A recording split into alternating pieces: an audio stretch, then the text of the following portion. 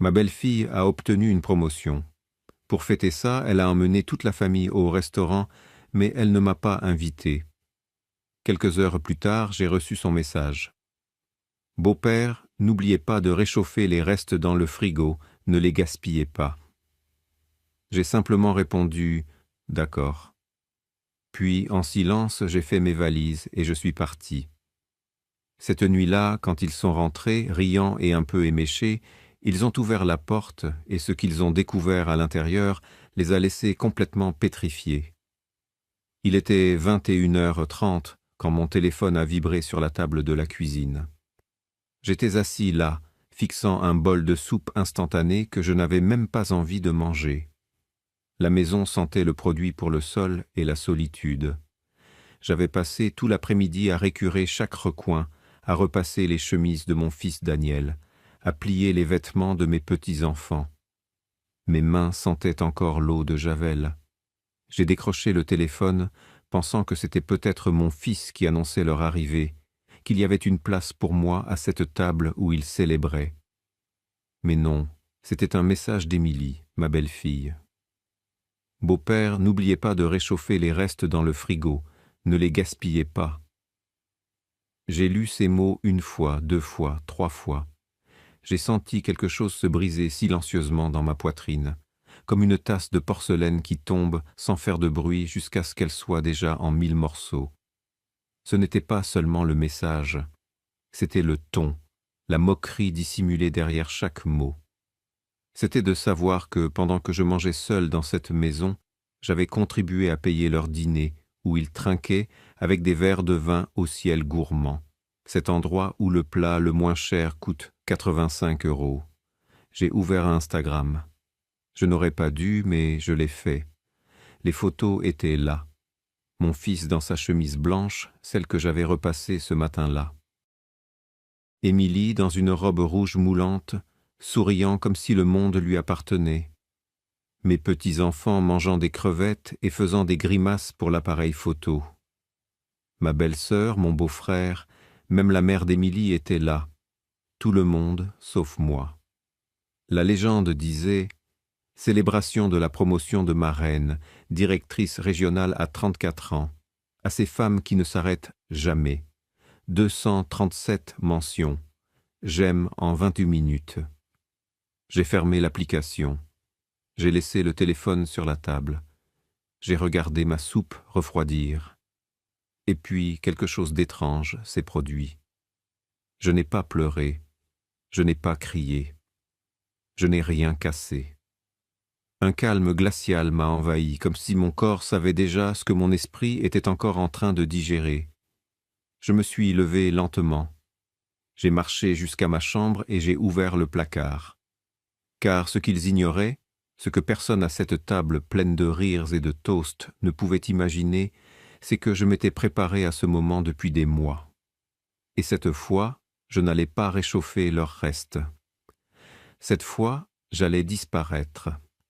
Et quand ils rentreraient cette nuit-là, ivres de vin et d'arrogance, ce qu'ils trouveraient derrière cette porte les ferait trembler. Mais pour que vous compreniez pourquoi j'ai pris cette décision, je dois vous raconter comment j'en suis arrivé là. Comment un homme de 68 ans, qui avait tout donné pour sa famille, en est venu à être traité comme un domestique non rémunéré. Et si vous voulez savoir comment cette histoire se termine, abonnez-vous à la chaîne, car ce qui suit changera à jamais votre façon de voir les relations familiales. Laissez-moi vous ramener 3 ans en arrière, au jour où j'ai tout perdu et où j'ai donné le peu qu'il me restait, sans savoir que je signais ma propre condamnation. Il y a 3 ans et 4 mois, j'ai enterré mon épouse, Rosa, qui a été emportée par un cancer du pancréas. Il l'a fauchée en 6 mois, si vite que j'ai à peine eu le temps de lui dire adieu. Je me suis retrouvé seul dans notre maison de banlieue, celle avec le patio en mosaïque où nous avions élevé Daniel, où nous avions célébré chaque anniversaire, chaque Noël. Mais après les funérailles, le silence est devenu insupportable. Chaque recoin criait son absence. Daniel est venu me rendre visite 2 semaines plus tard. Il avait Émilie à son bras et ce sourire que je connaissais depuis qu'il était enfant. le sourire qu'il utilisait quand il voulait me demander quelque chose. « Papa » a-t-il dit en prenant un café dans la cuisine, « Émilie et moi cherchons une maison. Nous voulons quelque chose de plus grand pour les enfants, mais les prix sont impossibles. » Émilie a hoché la tête, caressant sa tasse de ses ongles corail parfaitement manucurés. L'apport pour la maison que nous voulons est de 68 000 €. Nous économisons depuis 1 an, mais nous n'avons que la moitié. Ils n'ont pas eu besoin d'en dire plus. « De combien avez-vous besoin ?» ai-je demandé. Daniel a baissé les yeux. « Si tu vendais cette maison, papa, tu pourrais venir vivre avec nous. Tu ne serais plus seul. Les enfants t'adorent. C'est gagnant-gagnant. » Émilie a souri. « Ce serait parfait. Beau-père, vous nous aidez avec les enfants. Nous prenons soin de vous comme une vraie famille. » Ce mot, famille. J'ai signé les papiers de vente 3 semaines plus tard. La maison de banlieue, avec ses hauts plafonds et ses 42 ans de souvenirs, s'est vendue pour 120 000 €. J'ai donné 68 000 € à Daniel pour l'apport. J'ai mis le reste sur un compte d'épargne, pensant que c'était ma sécurité. Ce que je n'ai pas fait, et c'est ce qui me pèse le plus à ce jour, c'est de faire inscrire mon nom sur l'acte de propriété de la nouvelle maison. Daniel m'a dit que ce n'était pas nécessaire, que la maison était pour tout le monde. Pourquoi compliquer les formalités? Et moi, comme un idiot, je lui ai fait confiance. La maison se trouvait dans une résidence sécurisée avec un poste de garde, 3 chambres, 2 salles de bain et une salle d'eau, un garage pour 2 voitures. Elle était belle, moderne, mais froide. Les premiers mois furent supportables. Je me levais à 5 heures du matin. Je préparais le café comme Daniel l'aimait, fort, avec une pointe de cannelle. Je faisais le petit déjeuner, des œufs, des haricots, des toasts. Je réveillais mes petits-enfants, Michael, 9 ans, et Sarah, 6 ans. Je leur coiffais les cheveux, préparais leur déjeuner et les accompagnais à l'arrêt de bus scolaire. Émilie filait à 7h30, toujours impeccable dans son tailleur et son parfum français à 240 €. Elle ne me jetait même pas un regard en partant. Daniel partait une demi-heure plus tard. Parfois, il m'embrassait le front. Parfois, il se contentait de dire « Merci, papa », sans me regarder. Et je restais débarrassant les assiettes, faisant la lessive, nettoyant des sols qui ne semblaient jamais assez propres pour Émilie. Car chaque après-midi, à son retour, elle inspectait. Elle passait le doigt sur les étagères à la recherche de poussière. Elle ouvrait le réfrigérateur et fronçait les sourcils si quelque chose n'était pas à sa place exacte. Elle vérifiait les salles de bain comme une inspectrice sanitaire. « Beau-père, les miroirs ont des taches. »« Beau-père, la chemise de Michael n'est pas bien repassée. »« Beau-père, pourquoi avez-vous utilisé autant de lessive? C'est plus cher. » Jamais Bernard, jamais Monsieur Bernard, comme mes amis m'appelaient, juste beau-père. Comme si c'était un titre, pas un nom. Les enfants m'aimaient. Ça, c'était vrai. Michael me serrait dans ses bras en rentrant de l'école. Sarah s'endormait sur mes genoux pendant que je lui lisais des histoires. Mais chaque fois qu'Émilie nous voyait ensemble, son visage se durcissait. Un jour, Sarah a dit « Papy, je t'aime plus que maman », juste devant Émilie. Cette nuit-là, j'ai entendu des cris venant de leur chambre. « Ton père gâte mes enfants, Daniel. Il leur donne tout ce qu'ils demandent. Il les gâte, leur remplit la tête de bêtises. »« C'est mon père, Émilie, laisse-le tranquille. »« Ton père ou la bonne qui ne paie pas de loyer ?» Silence. J'ai attendu que Daniel me défende, qu'il dise quelque chose, n'importe quoi. Mais il n'a rien dit. Et c'est là que j'ai su que j'avais franchi une ligne invisible.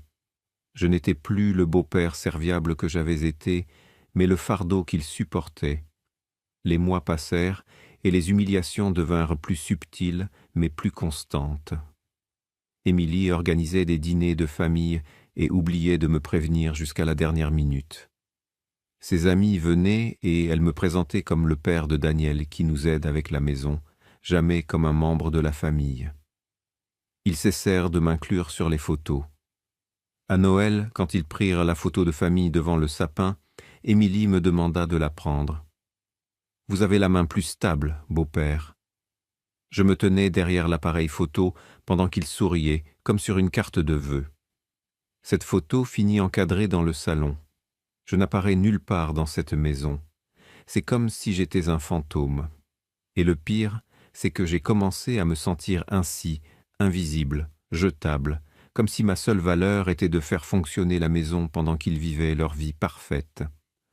Mais tout cela, toute cette humiliation accumulée sur 3 ans, n'était rien comparé à ce qui allait se passer cette nuit de mars, la nuit où j'ai reçu ce message à propos des restes dans le réfrigérateur. Car cette nuit-là, quelque chose en moi s'est réveillé et il n'y avait plus de retour en arrière.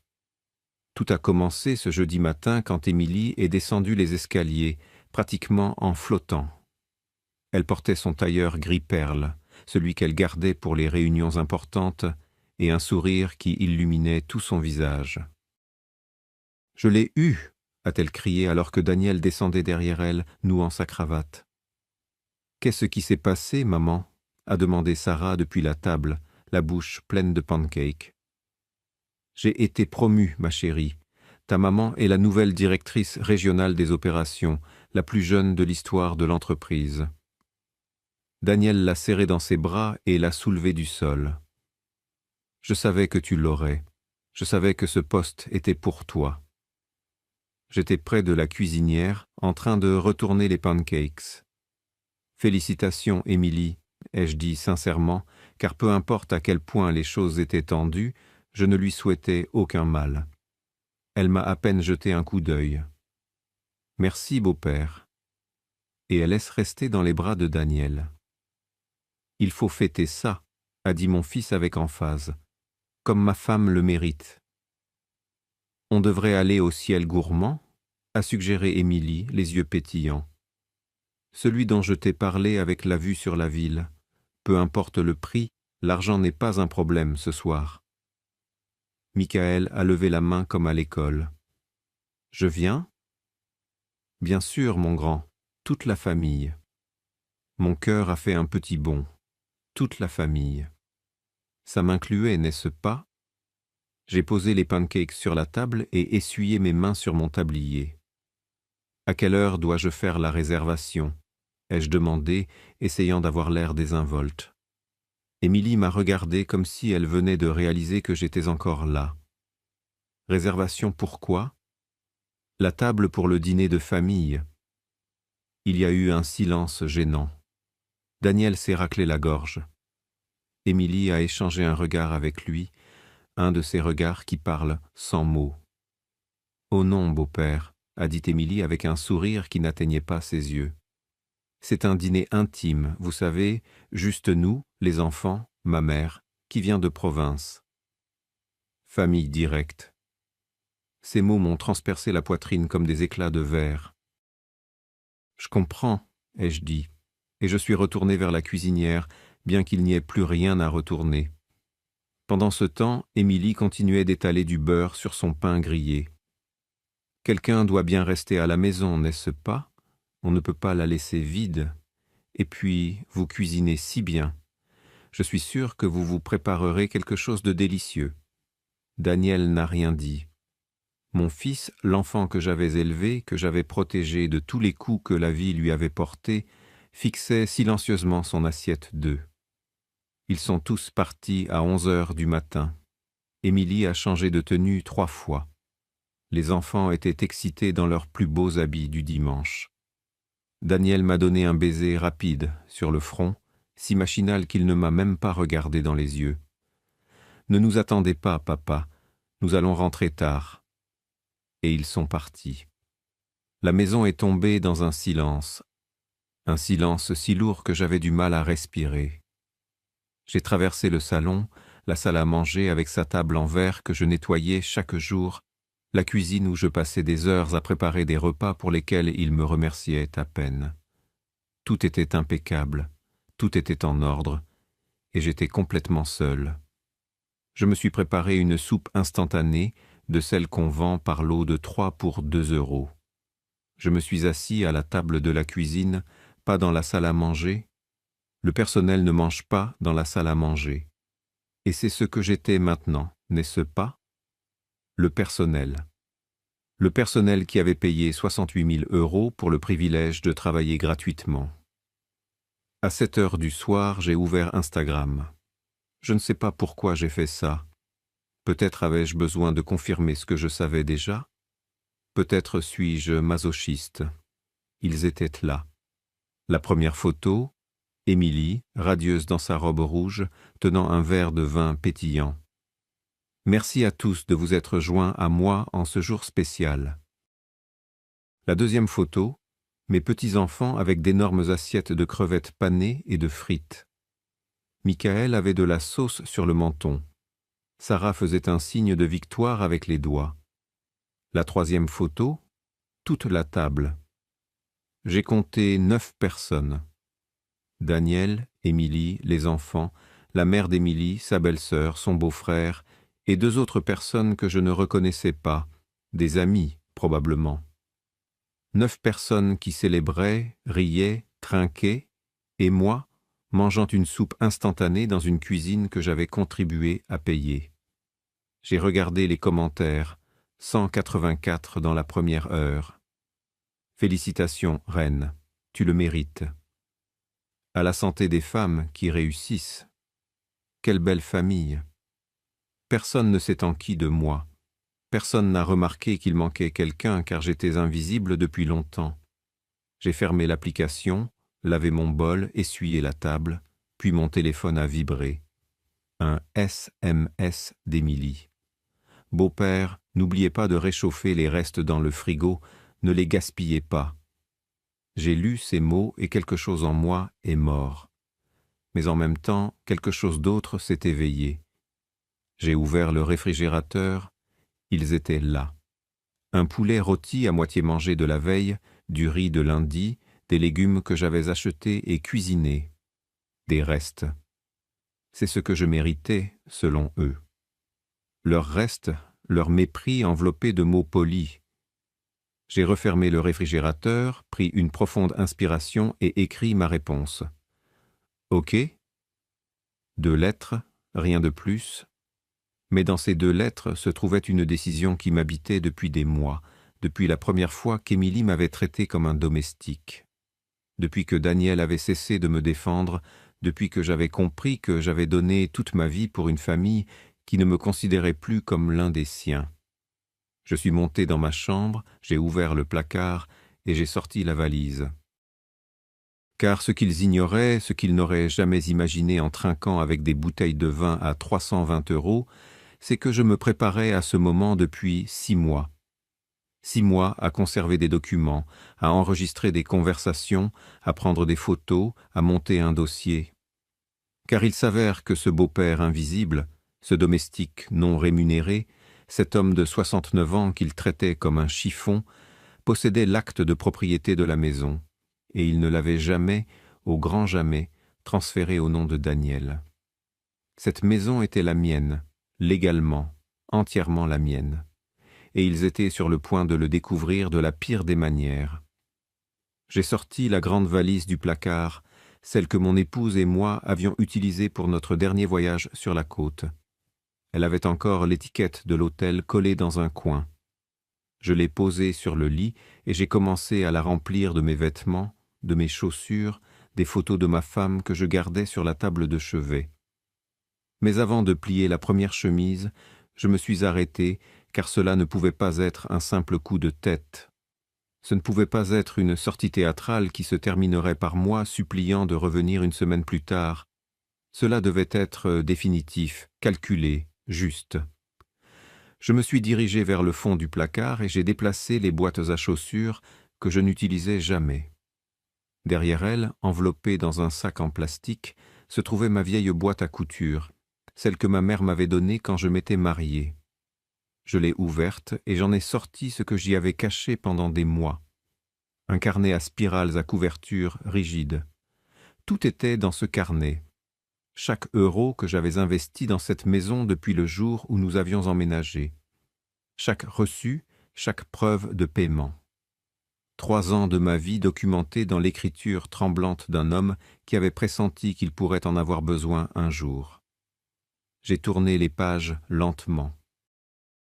Août 2022, à compte sur la maison, 68 000 €. Septembre 2022, un nouveau réfrigérateur pour 1890 €. Lave-linge et sèche-linge, 2450 €. Octobre 2022. Un ensemble de salons, car Émilie avait jugé trop vieux celui qu'ils avaient apporté de leur appartement. 3200 €. Novembre 2022. La réparation de la canalisation éclatée, 870 €. La liste s'allongeait sans fin. Un téléviseur de 55 pouces pour le salon, 2200 €. De nouveaux matelas pour les chambres, 3800 €. La rénovation de la salle de bain principale, si ardemment désirée par Émilie, 6500 €. Puis venaient les dépenses mensuelles. Daniel ne versait que 480 € par mois, c'était tout ce que son salaire lui permettait. Mais le prêt immobilier s'élevait à 1400 € mensuels. Qui payait les 920 € restants? Moi, chaque mois, sans faute, pendant 3 ans. Sur ma pension de veuf de 1600 € par mois, je contribuais à hauteur de 920 € pour entretenir cette maison où je vivais comme un domestique. J'ai fait un rapide calcul sur la dernière page de mon carnet. Acompte et ameublement initial, 84 730 €. Contribution mensuelle au prêt immobilier, 36 mois multipliés par 920 €, 33 120 €. Réparation, amélioration et dépenses supplémentaires, 18 950 €. Total investi, 136 800 €. Presque tout ce que j'avais tiré de la vente de ma maison de banlieue, tout ce que Rosa et moi avions bâti en 42 ans de mariage, investi dans une maison où l'on me traitait pire qu'un étranger. Mais le plus important, ce qui me conférait un véritable pouvoir, était dissimulé au fond de ma boîte à couture. J'y ai plongé la main et en ai extrait une enveloppe cartonnée jaunie. À l'intérieur se trouvaient les titres de propriété originaux de la maison. Je les ai ouverts d'une main tremblante. Là, dans l'écriture du notaire, c'était clair comme de l'eau de roche. Propriété située au 847, Circuit des juristes, Saint-Martin-du-Lac. Propriétaire, Bernard Sacoro Mendoza, veuf de Rosa. Mon nom, seulement mon nom. Lors de l'achat de la maison, le notaire avait expliqué que, puisque j'apportais la totalité de l'acompte, le plus sûr était de tout mettre à mon nom. « Vous pourrez faire le transfert quand vous voudrez plus tard, monsieur », avait-il dit, « mais de cette façon, vous êtes protégé en cas de problème. » Daniel avait acquiescé. « C'est mieux ainsi, papa, plus sûr pour toi. » Et puis, nous n'avions jamais fait le transfert. Il en avait parlé de temps en temps les premiers mois. « Il faut qu'on aille chez le notaire, papa, pour changer les titres. » Mais il y avait toujours quelque chose de plus urgent. Nous remettions toujours à plus tard jusqu'à ce qu'il cesse de demander. Et moi, consciemment ou inconsciemment, je ne lui avais jamais rappelé. Maintenant, je comprenais pourquoi. Une partie de moi, celle qui avait survécu à 42 ans de mariage, qui avait élevé un fils seul pendant que Rosa travaillait 12 heures par jour, cette partie savait que j'avais besoin de protection. Cette partie m'avait sauvé. J'ai remis les titres dans l'enveloppe, mais je ne l'ai pas tout de suite glissé dans la valise. D'abord, j'ai sorti mon téléphone et composé un numéro que j'avais enregistré depuis des mois. « Allô ?» Une voix jeune et professionnelle a répondu. « Mégane, c'est ton oncle Bernard. »« Oncle B, quelle surprise! Comment vas-tu » Mégane était ma nièce, la fille de ma sœur cadette, une avocate spécialisée en droit de la famille. 38 ans, 2 enfants, un divorce récent qui l'avait rendue redoutable au tribunal. J'ai besoin de ton aide, ai-je dit. C'est urgent. Peux-tu venir tôt demain? Il y a eu un silence. Oncle B, tu vas bien? Ta voix est étrange. Je suis parfait. Pour la première fois en 3 ans, je suis parfait. Mais j'ai besoin de ton aide pour une affaire juridique concernant ma maison. Ta maison? Je croyais que tu vivais avec Daniel et Émilie. Exactement. C'est pour ça que j'appelle.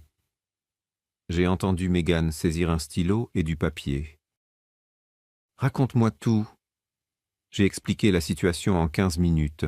La compte, les titres, les paiements, l'humiliation, le message sur les restes. Quand j'ai eu fini, Mégane a laissé échapper un léger sifflement. Oncle B, tu es en train de me dire que cette maison est entièrement à ton nom et qu'ils ne le savent pas? C'est exact. Et tu as des preuves de tout ce que tu as investi, chaque reçu, chaque virement, tout? Oh mon Dieu! J'ai entendu Mégane taper sur son ordinateur. Oncle B, c'est de l'or juridique. Tu as un dossier en béton armé, inattaquable. Que puis-je faire? Tout ce que tu veux. Tu peux les expulser. Tu peux leur réclamer les loyers impayés. Tu peux vendre la maison. Légalement, ce sont tes locataires sans bail. Ils n'ont aucun droit sur la propriété. J'ai senti un sourire se dessiner sur mon visage. Pas un sourire de joie, mais un sourire de justice. Je serai à ton bureau demain à 8 heures du matin. Je t'attendrai, oncle B, et apporte tous les documents, titres, reçus, preuves de paiement, tout. J'ai raccroché et j'ai pris une profonde inspiration. Puis j'ai composé un autre numéro. Allô? Une voix masculine, rauque de sommeil, a répondu. Maître Hector, c'est Bernard Rosa. Je suis désolé d'appeler si tard. Monsieur Bernard, que s'est-il passé? Vous allez bien? Maître Hector était un ami proche de la famille, notaire depuis 30 ans. Il s'était occupé du testament de Rosa et des titres de cette maison. J'ai besoin que vous examiniez des documents demain concernant la maison de la communauté. Est-ce qu'il s'est passé quelque chose? Disons simplement que je vais faire valoir mes droits. J'ai entendu maître Hector se remuer sur sa chaise. Daniel et sa femme vous posent des problèmes? On pourrait dire ça. Oh, monsieur Bernard, je vous avais prévenu de ne pas transférer la maison avant d'être sûr. Je sais, mon ami, et vous aviez raison. C'est pour ça que j'appelle. J'ai besoin de vos conseils. Maître Hector avait raison. J'avais été trop naïf. Mais maintenant, les choses allaient changer. J'avais déjà appelé Mégane, mon avocate, qui m'avait demandé d'être à son bureau à 10 heures le lendemain matin avec tous les documents. J'avais aussi prévenu maître Hector. Il ne restait plus qu'un appel à passer. J'ai raccroché et composé le dernier numéro. Celui-ci était le plus difficile. Mon amie Linda a décroché. « Qu'est-ce que tu fais debout à cette heure ?» Linda et moi nous connaissions depuis 40 ans. Nous avions été voisins en banlieue. Nos fils avaient grandi ensemble. Elle était devenue veuve 2 ans avant moi. « Linda, la chambre que tu voulais louer est-elle toujours libre? Celle à l'étage? » « Oui. Pourquoi?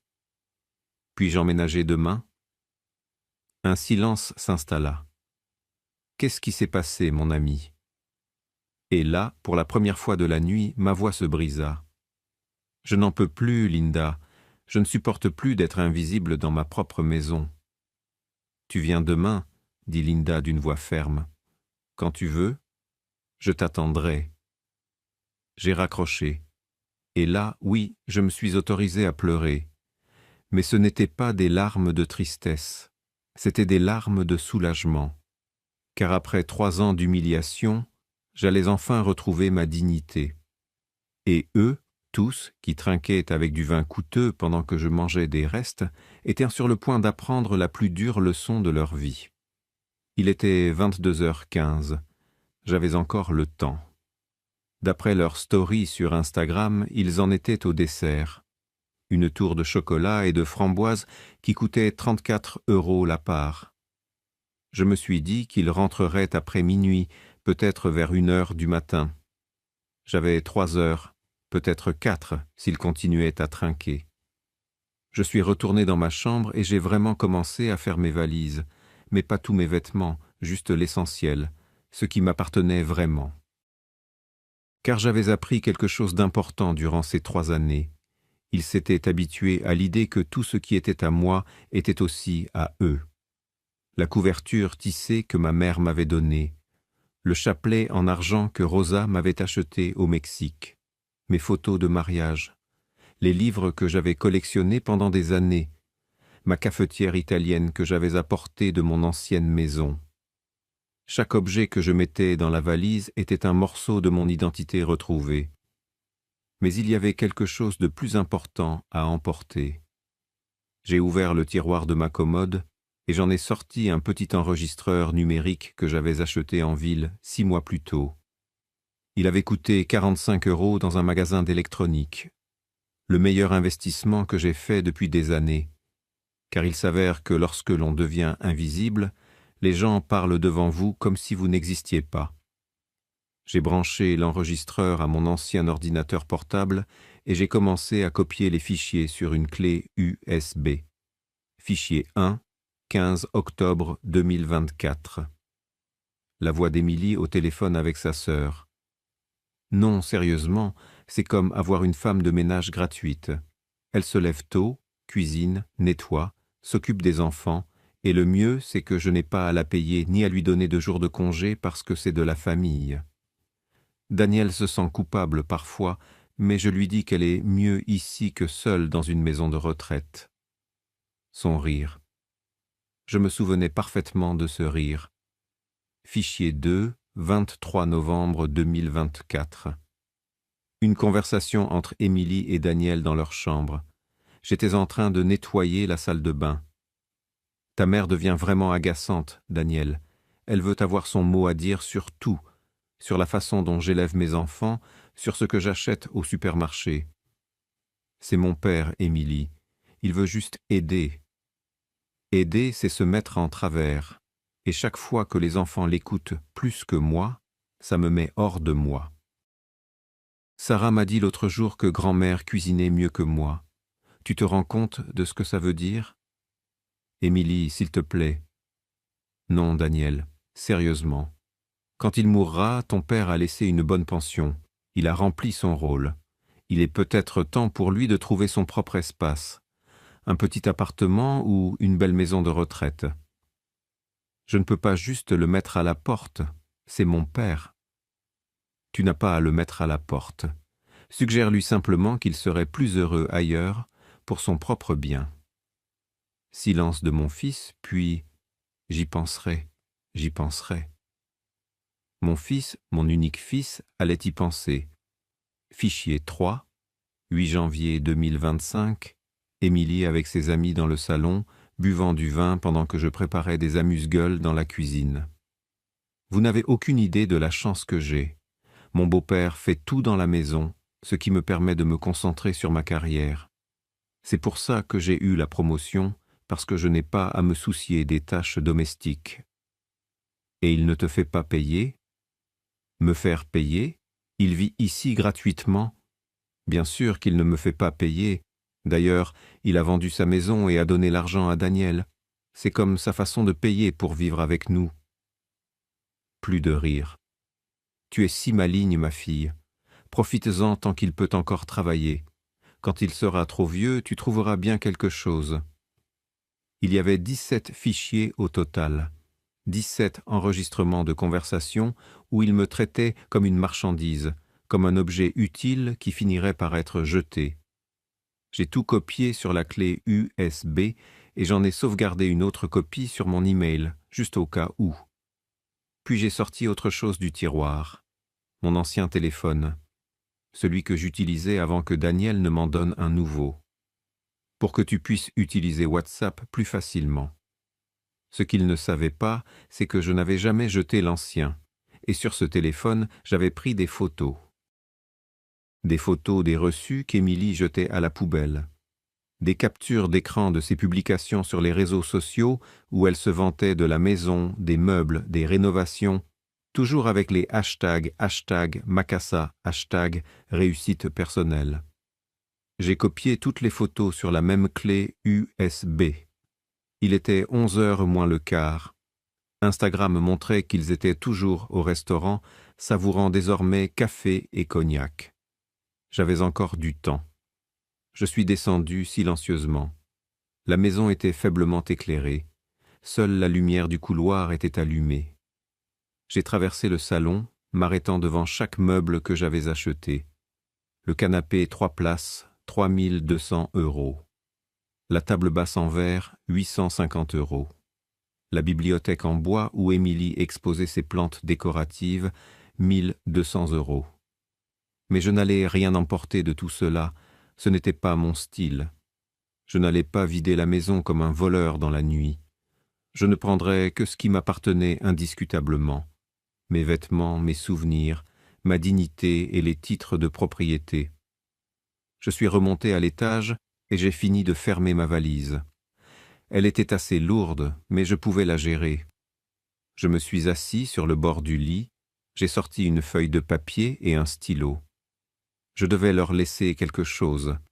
Je ne pouvais pas simplement disparaître sans un mot. Mais je ne leur donnerais pas la satisfaction de me voir supplier ou m'expliquer. J'ai écrit d'une écriture claire. Daniel, pendant 3 ans, j'ai vécu dans cette maison comme un domestique invisible. J'ai cuisiné, nettoyé, pris soin de vos enfants, payé les factures et avalé les humiliations en silence. Ce soir, tandis que vous célébriez la promotion d'Émilie et que tu m'envoyais un message pour réchauffer les restes, j'ai pris une décision. Je ne serai plus le fantôme de cette famille. Tu trouveras des documents sur ta table de chevet. Lis-les attentivement.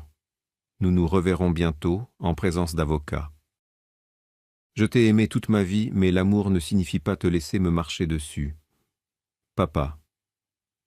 J'ai plié la lettre et l'ai déposée sur son oreiller, de son côté du lit. Puis j'ai sorti l'enveloppe Kraft contenant les titres de propriété. À l'intérieur, j'ai glissé un post-it jaune. Cette maison est à mon nom. Elle l'a toujours été. Et j'ai la preuve de chaque euro que j'y ai investi. 136 800 € pour être exact.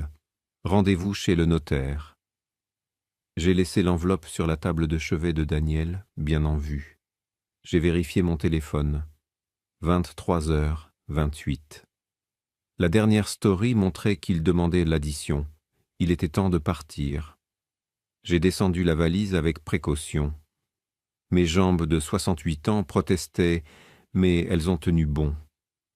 Je me suis arrêté devant la porte d'entrée. J'ai jeté un dernier regard à cette maison que j'avais aidé à construire, au sol que j'avais lavé 1000 fois, aux murs que j'avais peints quand nous avions emménagé, à la cuisine où j'avais préparé des milliers de repas que personne n'avait appréciés. Je n'ai pas ressenti de tristesse, j'ai ressenti de la liberté. J'ai fermé la porte à clé, et pour la première fois en 3 ans, je n'ai pas laissé la clé dans la serrure, à l'intérieur. Je l'ai emportée avec moi. Après tout, c'était ma maison. J'ai appelé un Uber depuis le coin de la rue. Le chauffeur, un homme d'une 50aine d'années, m'a aidé avec la valise. « Long voyage, monsieur ?» a-t-il demandé alors que nous nous éloignions. J'ai regardé par la fenêtre la maison s'éloigner dans l'obscurité. « Non, » ai-je répondu. « C'est un voyage de retour, un retour à moi-même. » Tandis que la voiture avançait dans les rues vides du quartier résidentiel, j'ai imaginé la scène à venir. Daniel, Émilie, les enfants, tous entrant dans la maison, les joues rougies par le vin et les rires, allumant les lumières, m'appelant pour leur raconter le merveilleux dîner qu'ils avaient eu, et ne trouvant que le silence, montant à l'étage, confus, ouvrant la porte de ma chambre, vide, entrant dans leur chambre, voyant l'enveloppe, lisant la lettre et comprenant tout. J'ai souri dans l'obscurité de la voiture. Ce soir, ils rentreraient en riant dans une maison qu'ils croyaient leur, et je dormirais paisiblement pour la première fois en 3 ans. Chez mon amie Linda, sachant que j'avais enfin retrouvé ma voie. Demain, la guerre juridique commencerait. Mais ce soir était juste pour moi, pour célébrer que le domestique invisible s'était enfin réveillé et qu'il avait des crocs. Je n'étais pas là quand ils sont arrivés, mais Michael m'a tout raconté 3 jours plus tard, quand il est venu me chercher chez Linda en pleurant. Laissez-moi reconstituer cette nuit telle que mon petit-fils me l'a narrée, les larmes coulant sur ses joues. Il était 1h23 du matin lorsque la voiture de Daniel est entrée dans le quartier résidentiel sécurisé. Le gardien de sécurité leur a fait signe de passer avec un salut. Le gardien m'a raconté plus tard qu'il riait bruyamment, la musique à fond. Émilie était appuyée sur l'épaule de Daniel. Elle avait bu 3 verres de vin rouge, 2 coupes de champagne et un shot de tequila, avec lequel ils avaient reporté un dernier toast. Daniel n'était pas sobre non plus. Il avait bu 2 doubles whisky et plusieurs bières. Les enfants dormaient à l'arrière. Ils ont garé la voiture. Émilie a failli trébucher en sortant, riant de ses talons. Daniel l'a rattrapée par la taille, jouant, lui embrassant le cou.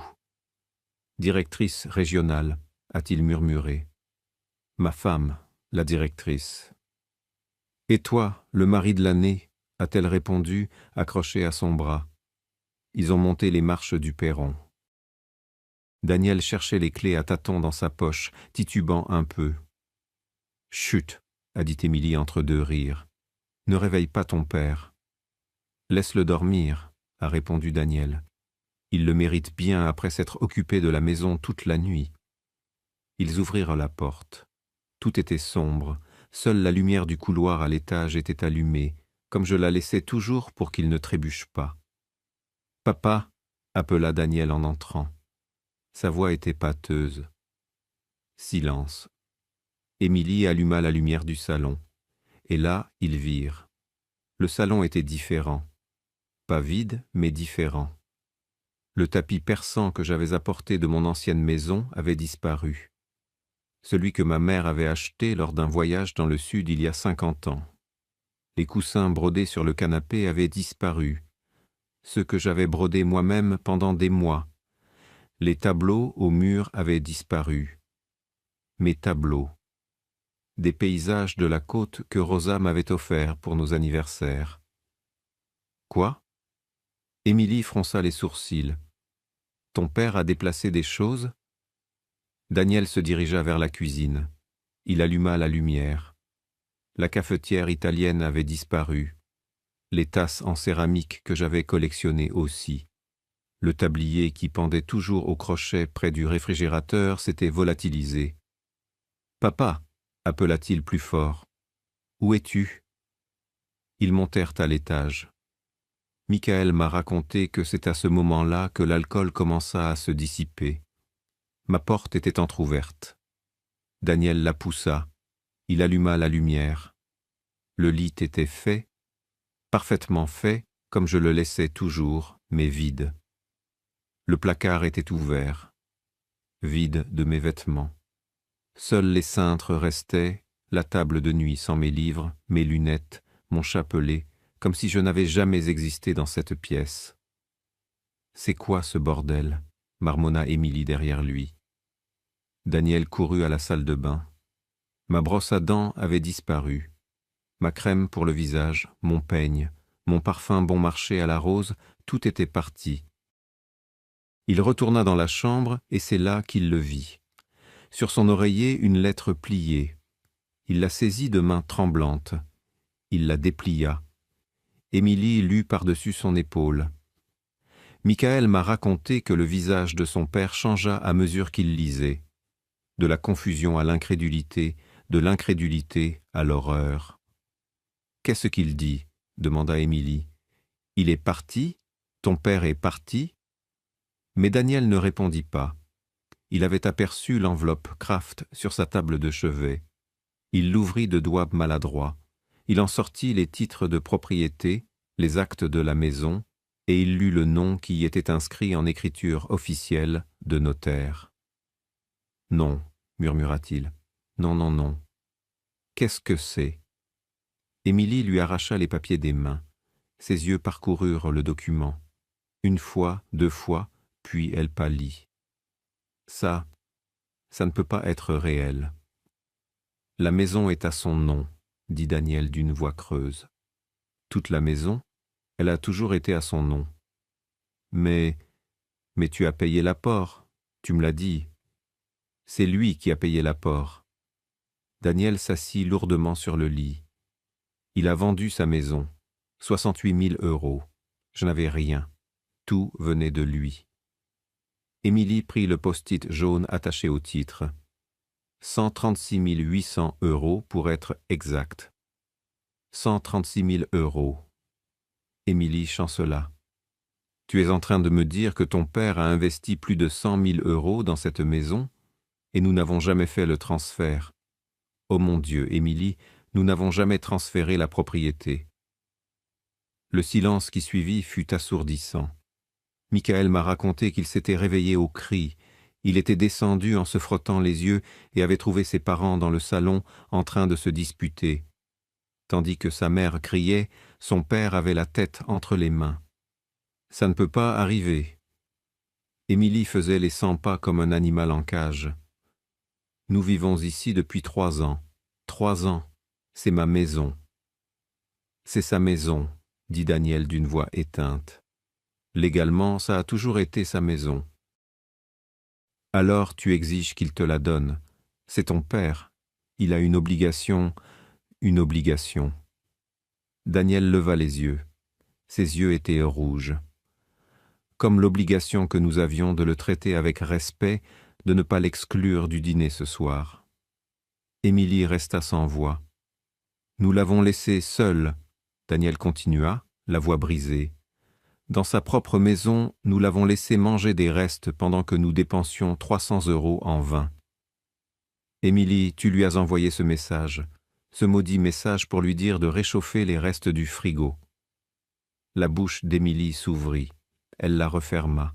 Elle devint encore plus pâle.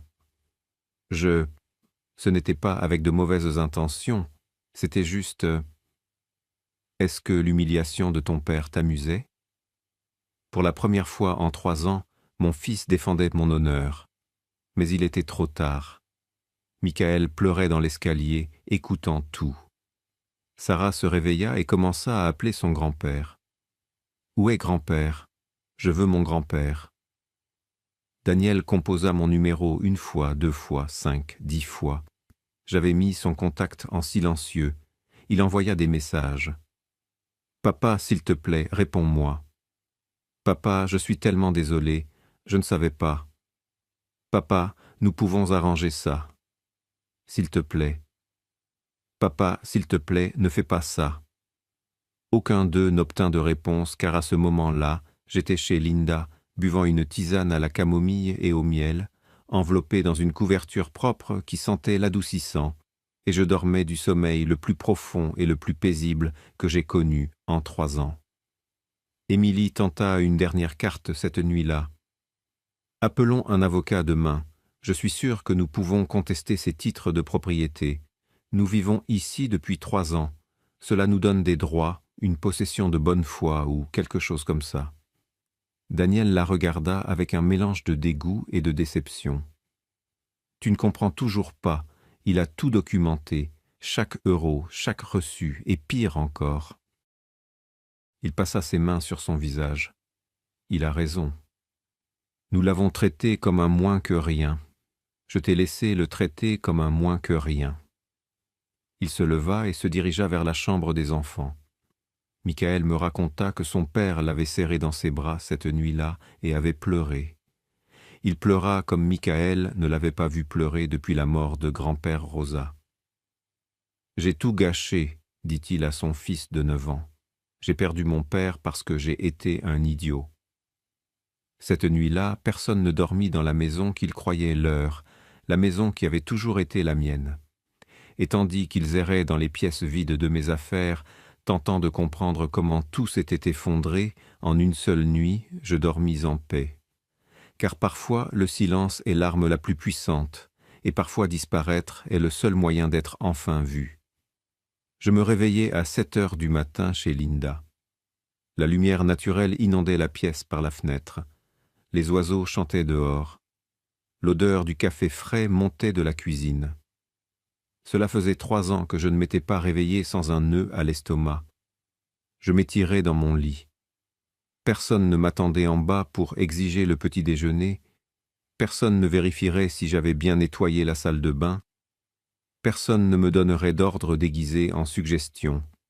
J'étais libre. Mon téléphone affichait 32 notifications, 23 appels manqués de Daniel, 15 messages WhatsApp, 4 d'Émilie, 2 de numéros inconnus qui étaient probablement des parents curieux ayant déjà eu vent du scandale. Je n'en ouvris aucun.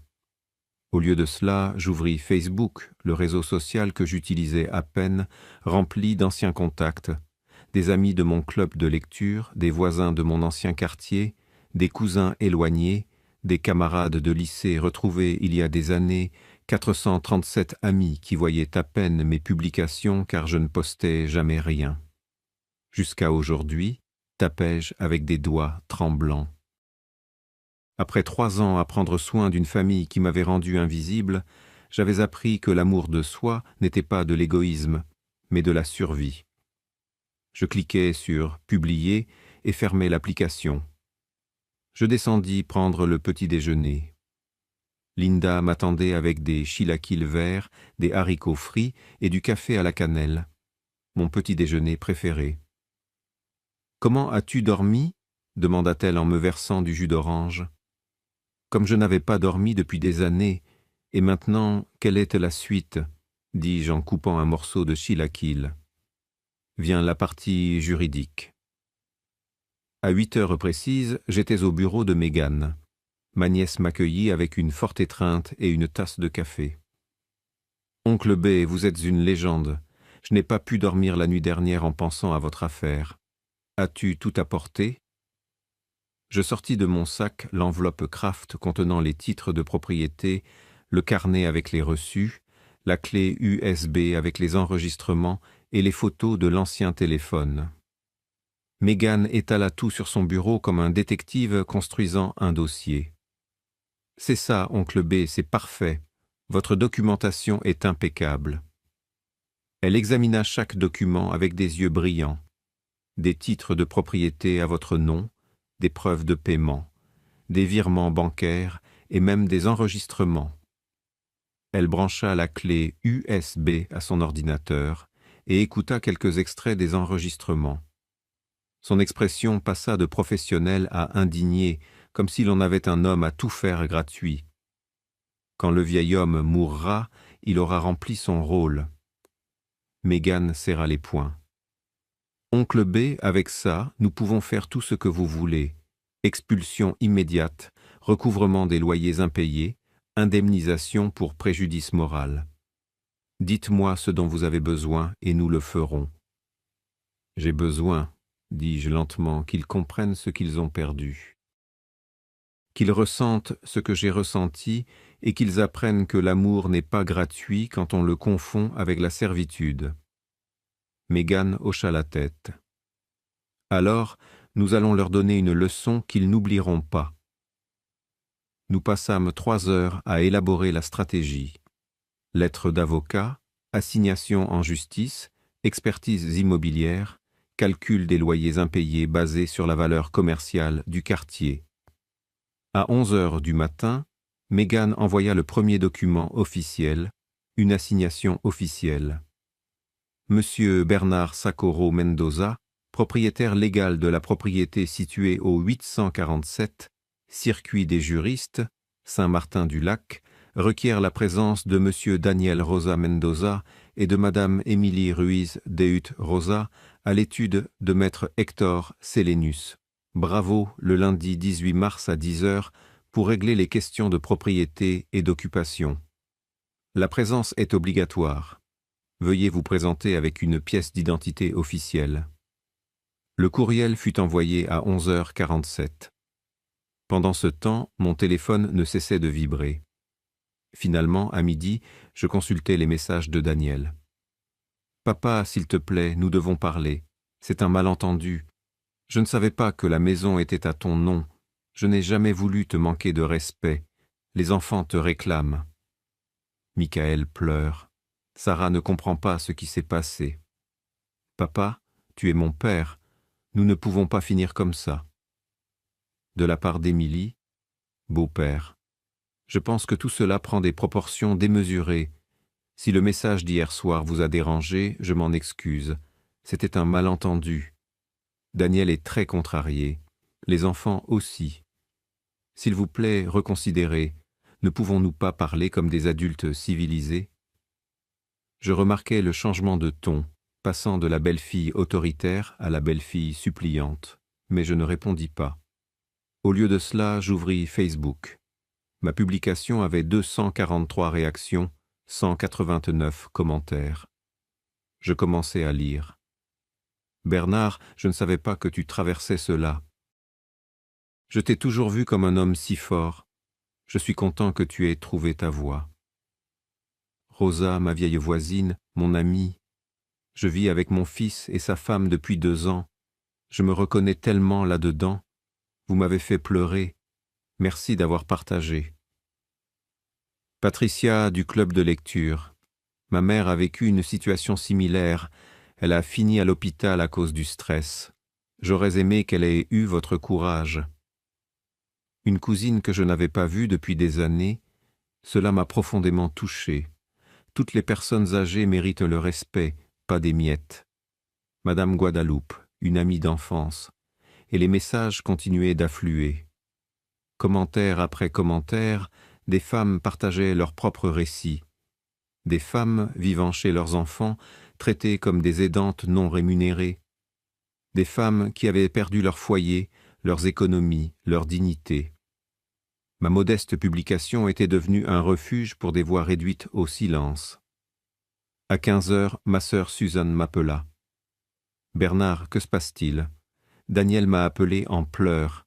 Il dit que tu as quitté la maison. » « J'ai quitté ma maison, corrigeai-je, où je vivais comme un domestique. »« Mais c'est ton fils, c'est la famille. » »« La famille n'humilie pas, Suzanne. La famille ne te fait pas te sentir invisible.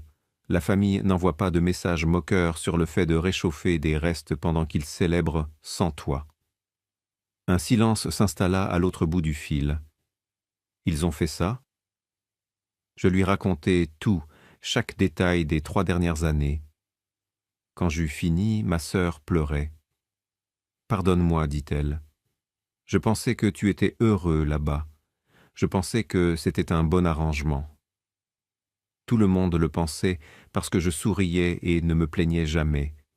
Mais sourire ne signifie pas être heureux. À 17 heures, mon beau-frère, le mari de Suzanne, appela Daniel. Il ne répondit pas. Il lui laissa un message que Daniel me montra plus tard. « Neveu, tu as commis une grave erreur. Ton père est un homme d'honneur et tu l'as traité comme un paillasson. Maintenant, tu en paies les conséquences et tu apprendras ta leçon. » Les premières fissures commençaient à apparaître. La famille, qui présume toujours que les enfants ont raison, commençait à remettre les choses en question. À 19 heures, le téléphone de Linda sonna. C'était la voisine d'à côté de mon ancienne maison. « Madame Betty, je voulais juste vous dire que tout le monde dans la communauté sait ce qui s'est passé, et vous avez entièrement raison. Je vous voyais tous les jours sortir les poubelles, laver leur voiture, faire les courses, et ils ne vous ont jamais même remercié. Comment ont-ils su? Émilie est allée au magasin cet après-midi. Ses yeux étaient gonflés d'avoir pleuré, et quand Madame Carmemela lui a demandé ce qui n'allait pas, elle a explosé. Elle vous a tout reproché, que vous étiez ingrat, que vous les aviez laissés à la rue, que vous étiez égoïste. Mon sang ne fit qu'un tour. Et qu'ont dit les voisins? La femme rit. Madame Carmela lui a dit que vous étiez le propriétaire de la maison et que vous aviez tout à fait le droit de partir quand vous le vouliez, qu'elle aurait fait la même chose. Et l'autre dame a dit des choses encore pires. Émilie est rentrée chez elle en courant. Pour la première fois en 3 ans, les voisins qui avaient silencieusement observé ma souffrance élevaient la voix. Cette nuit-là, avant de m'endormir, je consultais de nouveau Facebook. Ma publication comptait 420 réactions, 352 commentaires et quelque chose de plus. 23 femmes m'avaient envoyé des messages privés pour me raconter leurs histoires. Des récits de belles-mères maltraitées, de mères oubliées, de grand-mères exploitées. L'une d'elles écrivait « Bernard, merci d'avoir parlé. Vous m'avez donné le courage de quitter la maison de ma fille. Je cherche un appartement dès demain. » Une autre disait « Je m'occupe gratuitement de mes petits-enfants depuis 5 ans pendant que ma belle-fille sort s'amuser. Après avoir lu votre histoire, je vais lui dire demain qu'elle ne peut plus profiter de moi. » Mon histoire, ma douleur, mon silence brisé donnaient à d'autres femmes la force de trouver leur voie. Et cela, plus que n'importe quelle maison, acte de propriété ou argent, me remplissait le cœur, car il s'avérait que ma vengeance n'était pas seulement personnelle, elle était collective. Daniel m'envoya un message à 23 heures. « Papa, nous avons reçu l'assignation officielle. S'il te plaît, ne fais pas ça, nous sommes une famille. » Pour la première fois en 48 heures, je répondis « La famille, c'est ce que l'on construit avec respect, mon fils, pas avec le sang et les obligations. Rendez-vous lundi à l'étude de maître Hector Sélénus Bravo. » Puis j'éteignis mon téléphone, car la tempête ne faisait que commencer, et pour la première fois depuis des années, j'étais l'éclair. Le dimanche fut le jour le plus long de ma vie. Daniel se présenta chez Linda à 9 heures du matin. Il sonna avec insistance jusqu'à ce que mon ami ouvre la porte. « Vous ne pouvez pas le voir, » dit Linda fermement, bloquant l'entrée. « C'est mon père, madame, s'il vous plaît. » C'est un homme qui se repose enfin après 3 ans d'exploitation et je ne vous laisserai pas le déranger. Mais j'avais entendu les voix depuis l'étage. Je descendis lentement les escaliers. Daniel avait l'air terrible. De profondes cernes sous les yeux, mal rasé, la même chemise froissée que vendredi. Il semblait avoir vieilli de 10 ans en 2 jours. « Papa !» Sa voix se brisa en me voyant. « Daniel, s'il te plaît, nous devons parler. » Linda me regarda. J'acquiesçai. « C'est bon, laisse-le entrer. » Nous nous assîmes dans le petit salon de Linda. Elle resta à proximité, une gardienne silencieuse. Daniel ne savait pas par où commencer. Il passa ses mains dans ses cheveux, il se mordit les lèvres. Finalement, il parla. « Je ne savais pas que la maison était à ton nom. »« Je sais, » répondis-je. « Pourquoi ne m'as-tu jamais posé cette question, Daniel? Cette maudite question. Je te l'ai dit, Daniel, pendant les 6 premiers mois, je te le rappelais toutes les 2 semaines. Mon fils, il faut aller chez le notaire pour faire le transfert. Te souviens-tu de ce que tu répondais? » Il baissa les yeux. « Papa, nous sommes vraiment occupés avec le déménagement en ce moment. La semaine prochaine, papa, il n'y a pas d'urgence, papa. Nous sommes une famille, après tout. » Et puis tu as cessé de répondre, et j'ai cessé de demander, car une partie de moi, la partie sage qui avait survécu à 42 ans de mariage, savait que j'aurais besoin de cette protection. Une protection contre toi, mon propre fils? Contre la situation, corrigeai-je, contre le fait de devenir ce que je suis devenu, un domestique dans ma propre maison. Daniel se couvrit le visage de ses mains. Je n'ai jamais voulu que tu te sentes ainsi. Mais je me suis senti ainsi chaque jour pendant 3 ans. Émilie, elle peut être dure parfois, mais ce n'est pas une mauvaise personne. Daniel, sais-tu combien ton père a investi dans cette maison? Il déglutit difficilement. Les actes indiquent 136 800 €. Exactement. Sais-tu d'où venait cet argent? De la vente de la maison en banlieue. De la vente de la maison où ta mère et moi avons vécu pendant 42 ans, où nous t'avons élevé, où nous avons célébré chacun de tes anniversaires, où ta mère est morte dans mon lit, me tenant la main. Ma voix se brisa.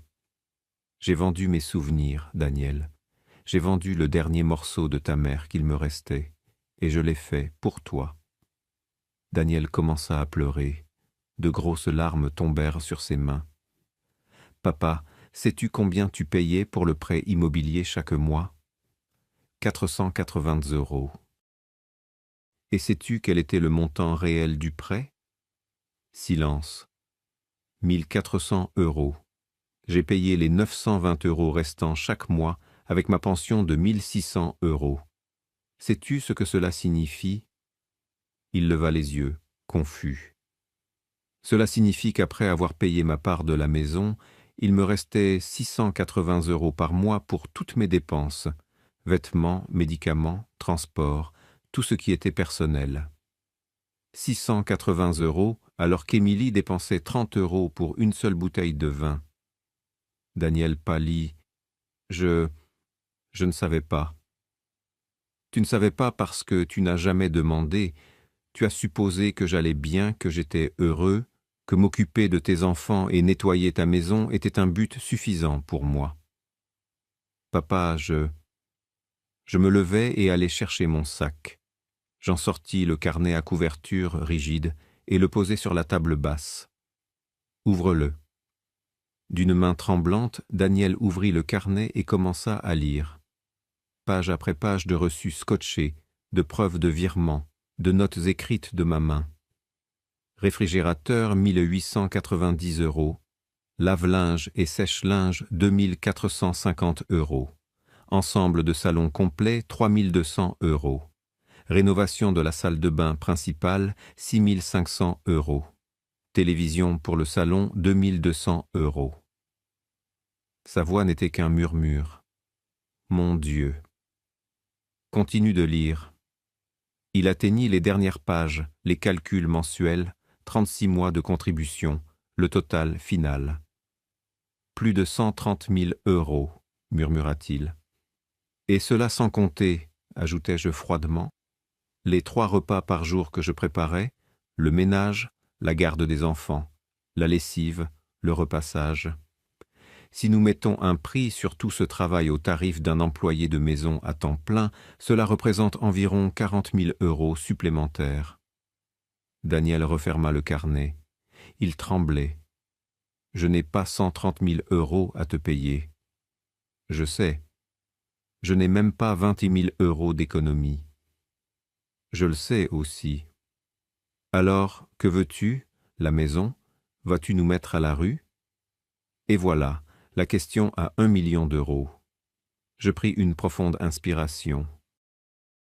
Je veux, dis-je lentement, que tu comprennes ce que tu as perdu.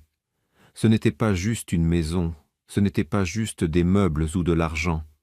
Tu as perdu ton père, tu m'as perdu. Je ne t'ai pas perdu, tu es là.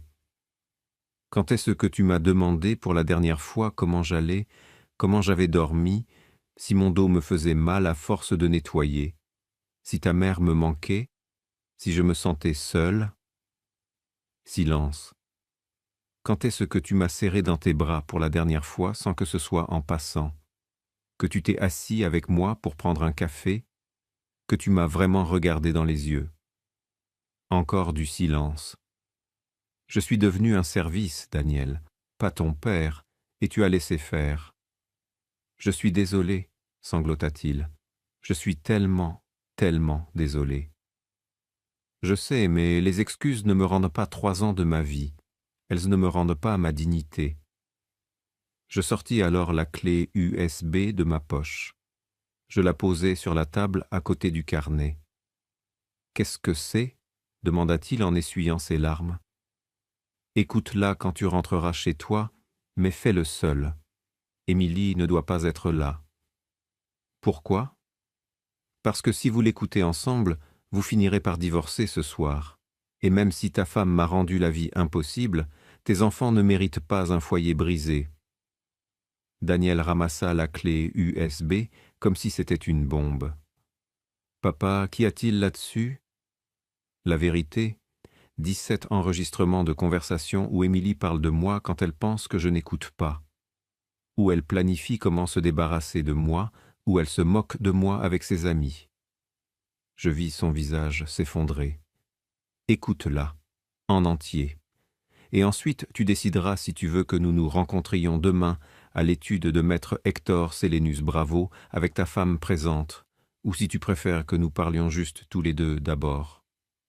Il se leva, titubant un peu. Il saisit la clé USB et le carnet. « Papa, lundi à 10 heures précises, Daniel, à l'étude de maître Hector Sélénus Bravo. Tu décides qui vient avec toi. » Il se dirigea vers la porte. Il s'arrêta, la main sur la poignée. « Y a-t-il quelque chose que je puisse faire pour arranger ça ?»« Oui, lui dis-je. Tu peux apprendre, tu peux changer, et tu peux enseigner à tes enfants que les personnes âgées ne sont pas des meubles, que ta mère n'était pas une domestique, que l'amour et le respect ne sont pas facultatifs dans une famille. » Il partit sans un mot de plus. Linda s'assit à côté de moi et me serra dans ses bras tandis que je pleurais. « As-tu fait ce qu'il fallait ?» demanda-t-elle doucement. « Je ne sais pas, mais j'ai fait ce qui était nécessaire. » Cet après-midi-là, Michael vint seul chez Linda. Il sonna à la porte, et quand j'ouvris, il se jeta dans mes bras en pleurant. « Grand-père, tu me manques tellement. » Je le serrai fort, humant l'odeur de ses cheveux.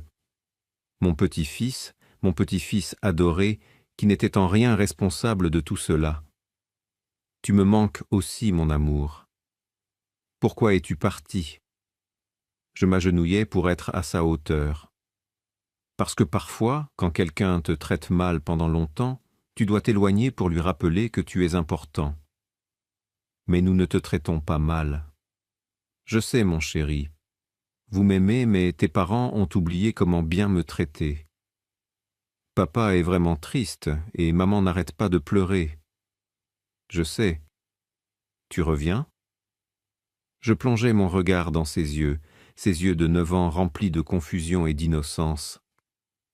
Je ne sais pas, Michael, mais ce que je sais, c'est que je t'aime et que rien de tout cela n'est de ta faute. Tu comprends ? Il hocha la tête, essuyant ses larmes avec la manchette de son pull. Nous passâmes 2 heures ensemble. Nous avons mangé des biscuits. Je lui ai lu une histoire. Nous avons joué au domino comme avant. Quand Daniel vint le chercher, le visage de mon fils était dévasté. « Tu l'as écouté ?»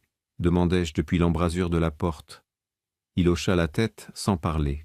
« En entier ?» Il hocha de nouveau la tête. « Alors, je te vois demain. » Je ne dormis pas bien cette nuit-là, car je savais que le lendemain allait tout définir.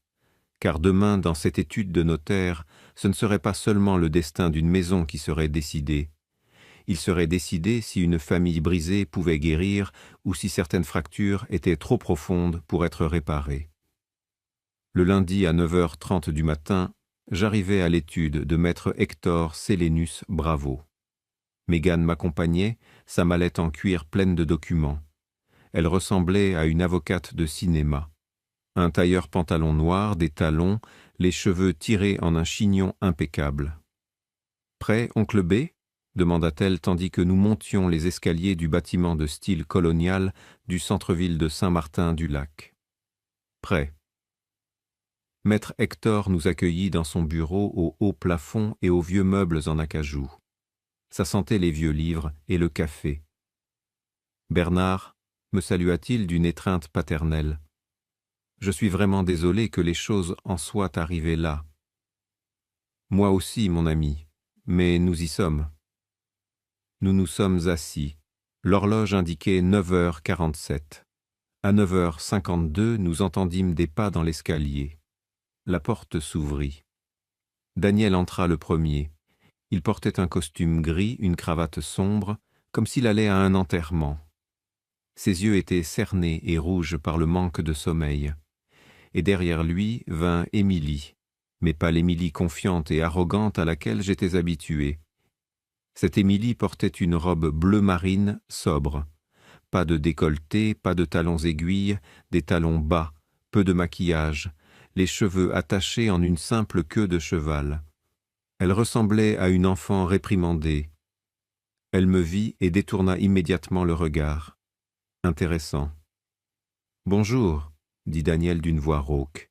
« Bonjour, » répondis-je. Ils s'assirent de l'autre côté de la table, maître Hector à la tête.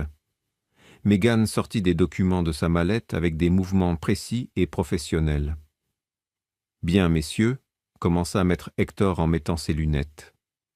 Nous sommes ici pour résoudre une situation de propriété et d'occupation. Bernard est le propriétaire légal de la propriété située au... Nous savons, l'interrompit Émilie. Sa voix était tendue. Nous savons déjà tout. Mégane haussa un sourcil. Oh, vous savez, savez-vous que mon client a investi 136 800 € dans cette propriété? Oui. Et que vous vivez techniquement sans bail depuis 3 ans? Émilie serra les poings sur ses genoux. Oui. Et que mon client a le droit légal de demander une expulsion immédiate, de recouvrer les loyers impayés et de poursuivre pour dommages et intérêts moraux? À cela, Émilie leva les yeux. Ses yeux brillaient de larmes non versées. Oui, nous savons tout. Le silence qui suivit fut pesant. Daniel s'éclaircit la gorge. Papa, j'ai écouté les enregistrements. Tous. Sa voix se brisa. Les 17, ça m'a pris 4 heures et chacun m'a détruit un peu plus. Émilie ferma les yeux. Je ne savais pas. Daniel continua, me regardant directement. Je n'avais aucune idée des choses qu'Émilie disait sur toi derrière ton dos. Daniel, marmonna Émilie. Non. Il la coupa avec une sévérité que je ne lui avais jamais connue. Tu ne vas pas minimiser ça, pas maintenant. Il se tourna de nouveau vers moi. Papa, j'ai entendu comment elle parlait de toi avec ses amis, comment elle se moquait de toi, comment elle planifiait. Mon Dieu, comment elle planifiait de me convaincre de t'envoyer dans une maison de retraite quand tu ne serais plus utile. Émilie sanglota. Non, je ne le pensais pas. C'était juste... c'était de la frustration. Tu ne le pensais pas? La voix de Daniel monta. Il y a un enregistrement d'octobre où tu dis à ta sœur et à moi, je cite, « Dès que le vieil homme tombera malade ou commencera à avoir de la démence, nous l'enverrons dans une maison de retraite bon marché et garderons toute la maison. » Tu ne pensais pas ça non plus. Le visage d'Émilie se froissa. Mégane, sentant l'odeur du sang, sortit son ordinateur portable. « Voudriez-vous écouter les enregistrements ici, en présence du notaire? J'ai des copies certifiées. » « Non, dit Émilie rapidement. Ce n'est pas nécessaire. »« Oh, je pense que si, dit Mégane avec un sourire de requin. Parce que mon client n'a pas seulement des enregistrements, il a aussi des témoignages de voisins concernant le traitement. Il a reçu des photographies de messages humiliants et un dossier détaillé d'abus psychologiques et d'exploitation financière. » Émilie devint complètement pâle. « L'exploitation financière, répéta Mégane, est un crime, surtout lorsqu'elle implique des personnes âgées. Nous pourrions non seulement gagner la maison, Madame Ruiz, mais aussi porter cette affaire devant un tribunal pénal. » Non. Émilie se leva brusquement. « S'il vous plaît, ce n'est pas nécessaire. Je ferai tout ce qu'il faut. »« Assieds-toi, » ordonna Daniel. Émilie s'effondra sur sa chaise, tremblante. Maître Hector Sélénus Bravo, qui avait tout observé en silence, parla d'une voix grave. « Madame Émilie, je connais Bernard Socorro Mendoza depuis 30 ans. C'est un homme d'honneur et vous, pardonnez ma franchise, l'avez traité comme de la saleté. » Émilie enfouit son visage dans ses mains. « Je sais, » gémit-elle. « Je sais, et je suis désolée. Je suis tellement désolée. »« Tu es désolée ?» demandai-je enfin. Ma voix sortit plus froide que je ne l'avais imaginé. « Es-tu désolée de m'avoir humiliée, ou es-tu désolée d'avoir été prise ?» Elle leva les yeux. Le mascara coulait sur ses joues. « Je suis désolée pour les deux. Je suis désolée. » Elle prit une inspiration tremblante. « Je suis désolée d'avoir été cruelle. Je suis désolée de vous avoir traité comme un domestique. Et je suis désolée d'avoir été exposée ainsi parce que cela m'a forcée à voir le monstre que j'étais devenu. » Cela me surprit. J'attendais des excuses, des justifications, pas de l'autocritique. Émilie continua d'essuyer ses larmes avec des mains tremblantes. J'ai grandi pauvre, Bernard, très pauvre. Ma mère a travaillé comme femme de ménage toute sa vie. Et quand j'ai réussi à sortir de cette pauvreté, quand j'ai obtenu ma carrière et ma position, je crois que je suis devenu exactement ce que je détestais le plus, les employeurs qui traitaient mal ma mère. Sa voix se brisa complètement. Et le pire, c'est que je vous l'ai fait à vous, à l'homme qui nous a aidés à avoir une maison, qui a pris soin de mes enfants, qui m'a donné un foyer. J'ai été la pire version de moi-même avec vous. Daniel la regarda avec un mélange de douleur et de déception. « Pourquoi » demanda-t-il. « Pourquoi l'as-tu traité ainsi si tu savais ce que ta propre mère ressentait ?»« Parce que j'avais peur, » admit Émilie entre deux sanglots. « Peur que les enfants vous aiment plus. Peur que Daniel voie que vous étiez un meilleur père, un meilleur cuisinier, meilleur en tout. Peur d'être vue comme la belle-fille inutile qui a besoin de son beau-père pour faire fonctionner sa maison. » Elle ferma les yeux. « Alors, je vous ai maltraité pour me sentir supérieure, pour me rappeler que j'étais la maîtresse de maison, celle qui était en charge, celle qui avait réussi. Et vous n'étiez que le beau-père vivant avec nous. » Elle se tourna vers moi, les yeux rouges et gonflés.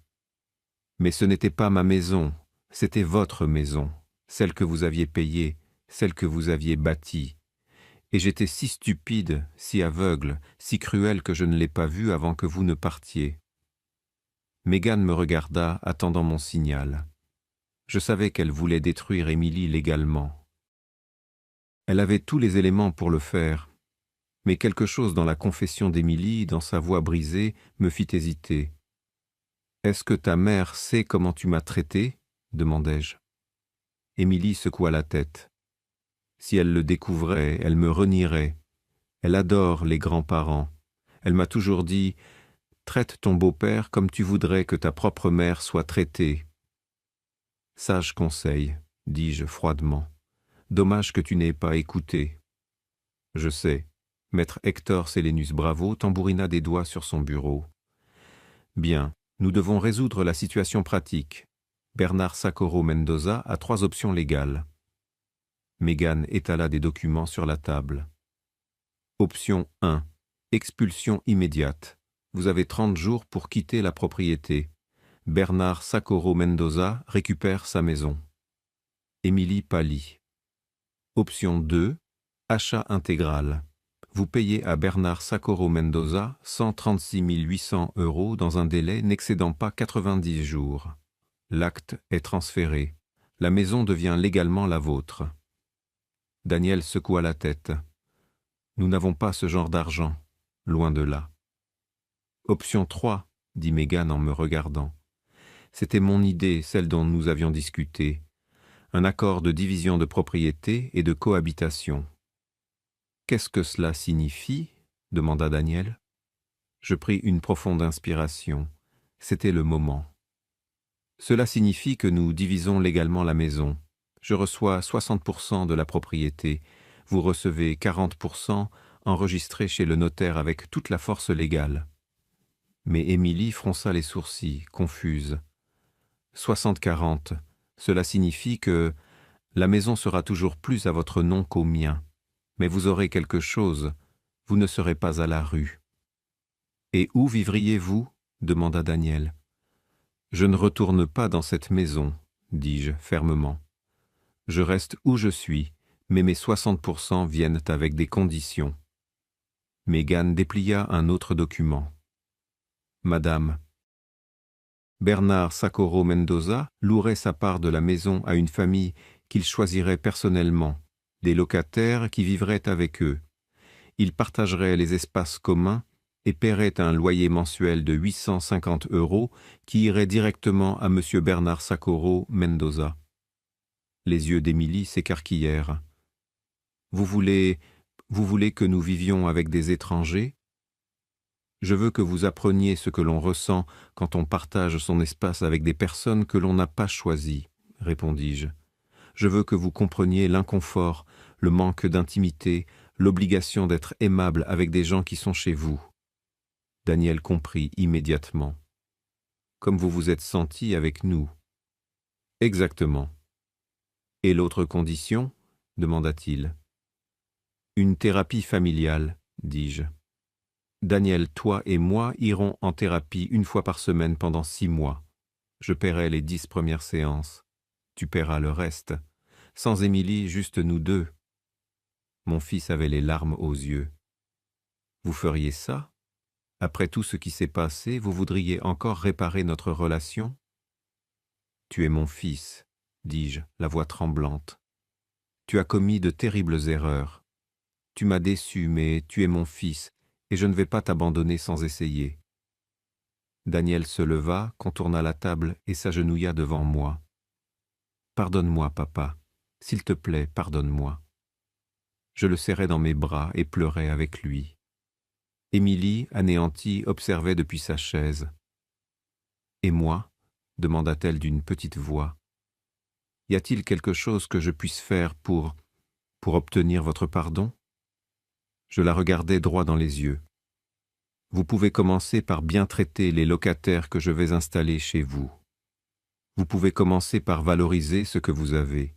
Et vous pouvez commencer par enseigner à mes petits-enfants que le respect n'est pas une option. » Elle hocha la tête, essuyant ses larmes. « Je le ferai, je vous le promets. » Maître Hector Sélénus. Bravo prépara les documents, la division de propriété 60-40, le contrat de location pour ma part, les clauses de protection, tout était légal, tout était scellé. Lorsque nous quittâmes cette étude 2 heures plus tard, j'étais libre. Quant à eux, ils avaient reçu une leçon qui durerait des années. Car parfois, la justice ne vise pas la destruction.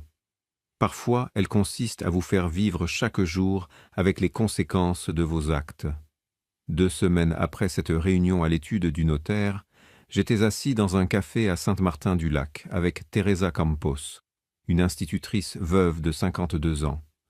Elle avait 2 enfants, Miguel, 14 ans, et Andrea, 11 ans. Elle cherchait un logement depuis 3 ans, après le décès de son mari dans un accident de voiture et la vente de leur appartement pour régler des dettes médicales. « Monsieur Bernard Socorro Mendoza, » dit Teresa, les yeux pleins d'espoir, « êtes-vous sûr de vouloir nous louer une partie de votre maison? Avec 2 adolescents, nous faisons beaucoup de bruit. »« J'en suis absolument certain, » répondis-je, sirotant mon café. « Et s'il vous plaît, appelez-moi Bernard. » J'expliquai la situation, tout. Je ne mentis pas et n'omis aucun détail. Teresa devait savoir dans quoi elle s'engageait. Quand j'eus fini, elle resta silencieuse un long moment. « Donc, dit-elle finalement, vous voulez que ma famille et moi soyons votre leçon vivante pour votre fils et votre belle-fille. »« Je veux, corrigeai-je, que vous ayez un logement décent, et oui, que mes proches apprennent l'empathie en chemin. » Teresa sourit. « Cela me semble juste. Quand pouvons-nous emménager ?» 1 semaine plus tard, le 1er avril, le camion de déménagement arriva au 847, circuit des juristes. J'allais superviser, c'était mon droit en tant que copropriétaire. Émilie ouvrit la porte. Quand elle me vit, son visage traversa 10 émotions différentes, mais elle força un sourire. « Beau-père, entrez. »« Bernard, corrigeai-je. Appelez-moi Bernard. »« Bernard, » répéta-t-elle, déglutissant difficilement. Derrière moi se tenaient Teresa, Miguel et Andrea. Les enfants regardèrent la maison avec de grands yeux. « C'est immense, » murmura Andrea. « C'est joli, » acquiesça Miguel. Daniel apparut de la cuisine. Il avait meilleure mine qu'à l'étude du notaire, mais la culpabilité persistait dans ses yeux. « Papa » me salua-t-il, puis il regarda Teresa. « Vous devez être Madame Campos. »« Teresa, c'est très bien, » dit-elle en lui tendant la main. « Merci de nous accueillir. » Nous n'avions pas le choix, marmonna Émilie si bas que c'en était presque inaudible. Presque. Je la regardai avec insistance. Elle baissa les yeux. « Je suis désolé, c'était un commentaire inutile. Bienvenue à la maison. » Je leur montrai les pièces qui leur étaient attribuées selon l'accord. Une grande chambre pour Teresa, une plus petite pour Miguel, et Andrea partagerait avec Sarah par la décision de la jeune fille elle-même. « Je vais vraiment partager avec quelqu'un », avait dit Sarah quand nous l'avions proposé. « J'ai toujours voulu une sœur. » La cuisine, le salon et la salle à manger seraient des espaces partagés. C'est là que les choses devinrent intéressantes. Ce premier soir, Teresa prépara le dîner, des enchiladas au poulet vertes. L'odeur emplit la maison. Émilie descendit, l'air perplexe. « Quelle est cette odeur ?»« Le dîner, » dit Teresa joyeusement. « J'en ai fait plus si vous voulez vous joindre à nous. » Je vis le visage d'Émilie, ce regard qui disait « C'est ma cuisine, je ne vous ai pas invité à cuisiner ici. » Mais elle ravala sa remarque, car elle savait que ce n'était plus seulement sa cuisine. « Merci, » dit-elle avec effort. « Ça a l'air délicieux. » Ils mangèrent tous ensemble, Daniel, Émilie, Michael, Sarah, Teresa, Miguel et Andrea. Une table pleine d'étrangers apprenant à vivre ensemble. Michael et Miguel se lièrent d'amitié autour des jeux vidéo. Sarah et Andrea devinrent inséparables en 30 minutes. Les enfants n'ont pas les préjugés des adultes. Mais Émilie picorait sa nourriture en silence, mal à l'aise à sa propre table, et moi, assis chez Linda à quelques kilomètres de là, j'imaginais la scène avec un sourire. Les semaines s'écoulèrent. Daniel et moi avons commencé une thérapie. Le premier jour fut dévastateur. Nous avons tous deux pleuré pendant toute la séance. « Je l'ai laissé se perdre », dit-il au thérapeute en parlant de moi. « J'ai laissé notre lien se briser parce qu'il était plus facile de maintenir la paix avec Émilie que de te défendre. Et je l'ai laissé faire, ai-je admis, parce que j'avais peur d'être seul. J'avais peur que, si je protestais, il me chasserait et que je n'aurais nulle part où aller. » Le thérapeute nous regarda avec compassion. « La peur nous pousse à tolérer l'intolérable, » dit-il. « Mais vous avez encore une chance de reconstruire. » Et lentement, séance après séance, nous avons commencé à le faire. Daniel se mit à m'appeler, pas seulement pour des questions concernant la maison ou l'accord. Il appelait pour demander comment j'allais, ce que j'avais mangé, si j'avais bien dormi. Des choses simples qu'il n'avait pas faites depuis 3 ans. Un jour, il se présenta chez Linda avec des fleurs. « Juste comme ça, » dit-il, « parce que tu es mon père et je t'aime. » J'ai pleuré en serrant ces fleurs tout l'après-midi.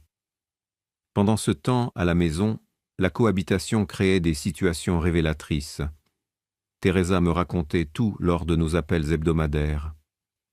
Hier, Émilie s'est fâchée parce que Miguel a utilisé trop d'eau chaude sous la douche, me dit Teresa en riant. Je lui ai poliment rappelé que nous payons notre loyer à temps et que nous avons droit à l'eau chaude. Elle est devenue rouge, mais n'a rien ajouté. Et Daniel ? Daniel est gentil, il aide. Le samedi, il a joué au football avec Miguel et Michael dans le jardin. Je crois qu'il est en train d'apprendre. Il y eut aussi de beaux moments. Andrea avait des difficultés en mathématiques. Émilie, qui était ingénieure de formation, l'a aidé avec ses devoirs sans que personne ne le lui demande. « Merci, Madame Émilie », avait dit Andrea avec un sourire. Et Émilie, Teresa me l'a raconté, s'est mise à pleurer après, car pour la première fois depuis des mois, quelqu'un l'avait sincèrement remerciée pour quelque chose.